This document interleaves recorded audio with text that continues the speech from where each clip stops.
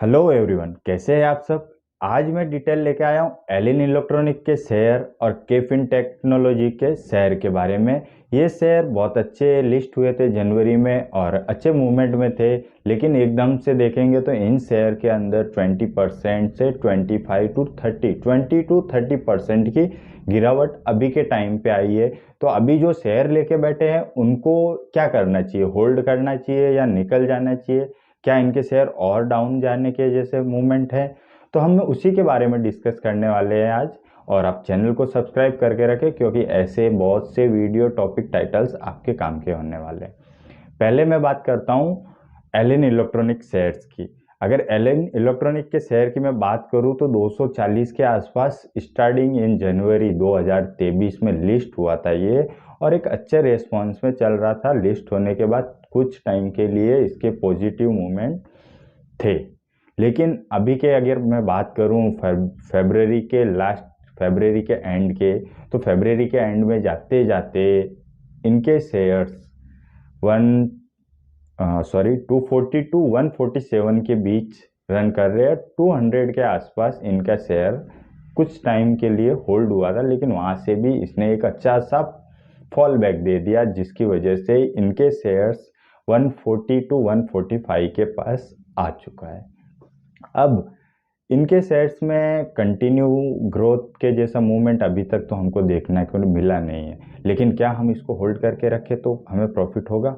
तो मैं बोलता हूँ हाँ, बिकॉज अगर आप नोटिस करें तो जनवरी स्टार्टिंग में 2023 में जब चाइना में लॉकडाउन की, कोरोना और लॉकडाउन की वजह से मार्केट उथल फुथल था, तभी इनके शेयर के अंदर मूवमेंट अच्छी थी। तो ऐसा सोचो या ऐसा बोल सकते हैं कि चाइना का जो मार्केट है टेक्नोलॉजी का, इसके मार्केट से कहीं ना कहीं सेम टू सेम मिलता जुलता है।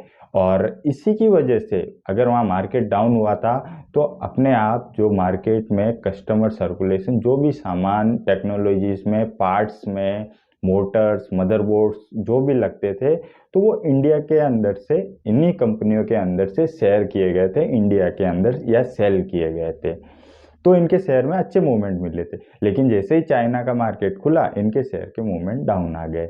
अब मैं बात करता हूँ केफिन टेक्नोलॉजीज की। लास्ट में दोनों में क्या करना है वो मैं आपको बता दूंगा। केफिन टेक्नोलॉजीज के शेयर की मैं बात करूँ तो 340 से 360 के बीच में एक अच्छा मूवमेंट बना था, एक अच्छे अप की तरफ जाने के लिए। और सेम इनका भी जब एलिन इलेक्ट्रॉनिक लिस्ट हुआ था उसी के आसपास केफिन टेक्नोलॉजी का भी लिस्ट हुआ था, और लिस्ट जब हुआ था तो 350, 330, 360 की रेंज में हुआ था, जो कि बहुत टॉप था।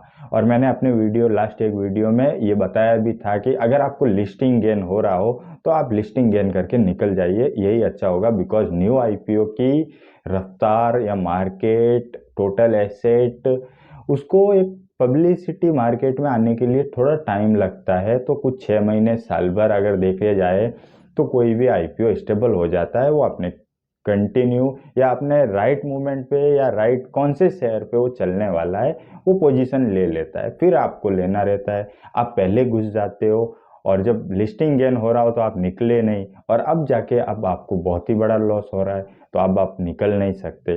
तो अब आपके सामने एक ही ऑप्शन है कि इसको लॉन्ग टर्म के लिए पोर्टफोलियो में शिफ्ट कर दिया जाए, इसको होल्डिंग बढ़ा दिया जाए 6 से 8 महीने के लिए, या 2023 फुल्ली। बिकॉज ऑफ इंडिया आने वाले टाइम में हर काम में इंडिया आगे निकल ही रहा है, हर प्रोग्रेस में जहाँ पे देखो आप। लेकिन हाँ, टेक्नोलॉजी में भी इंडिया अब बहुत कम ही टाइम में आगे निकलने वाला है वर्ल्ड वाइड से। बिकॉज इसके पीछे एक रीज़न ये भी है कि स्टार्टअप इंडिया देखे या अभी के टाइम पे मार्केट में बिजनेस कंपटीशन देखे तो बहुत है, जो हर कोई चाहता है कि अपने कस्टमर को वो कुछ अलग दे।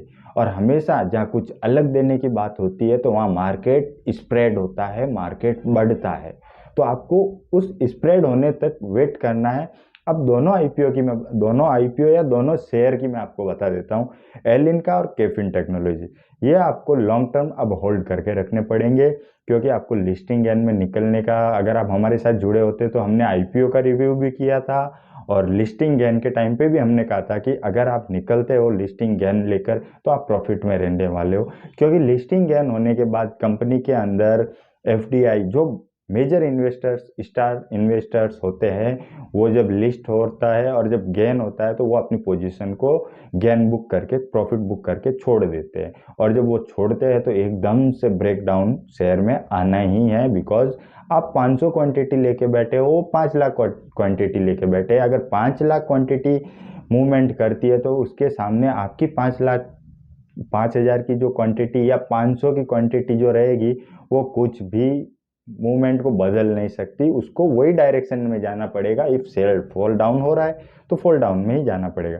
इसलिए अभी आपके सामने मैं वही दो चॉइस रखता हूँ कि आपको इन दोनों के शेयर्स को लॉन्ग टर्म होल्ड करें, और हो सके तो अभी कम से कम मिनिमम रेट में है, आप 25-50 शेयर का लॉट लेके आप उसको एवरेज में भी ले सकते हैं। अगर आप एवरेज में ले लेंगे तो थोड़ा लॉस रिकवरी भी होएगा, और शेयर में अभी आपको करंट और फ्यूचर में आपको अच्छा ब्रेकअप देखने को मिलेगा, एक पॉजिटिव रहने वाला है। क्योंकि जो नेगेटिव, जो कोई भी शेयर हम आपको आईपीओ रिव्यू भी करते हैं तो हम आपको बताते हैं कि कोई भी शेयर जब लिस्ट हो चुका हो तो प्रॉफिट में निकल जाना ही बेस्ट ऑप्शन है। उसके 2 या 3 महीने फिर आपको आईपीओ में, जो आईपीओ आया है पिछले 3 महीने में, उसके अंदर आपको इन्वेस्ट नहीं करना है, उसको वॉच लिस्ट में रखना है।